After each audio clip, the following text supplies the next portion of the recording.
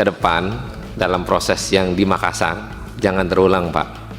Kalaupun mau tangkap, misalnya Bapak berkomunikasi dengan pimpinan partai, kita anterin itu orang, Pak, ke Bapak. Sahroni usul KPK lapor bos partai dulu sebelum tangkap koruptor. Wakil Ketua Komisi 3 DPR RI Ahmad Sahroni menyarankan Ketua KPK Setio Budianto menjalin komunikasi lebih dulu dengan pimpinan partai politik sebelum melakukan penangkapan terhadap kader yang terlibat korupsi.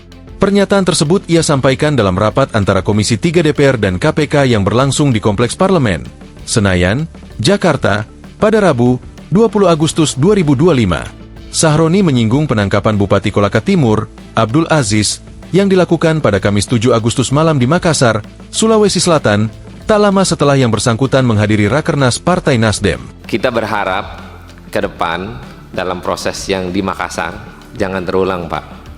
Kalaupun mau tangkap, misalnya Bapak berkomunikasi dengan pimpinan partai, kita anterin itu orang, Pak, ke Bapak.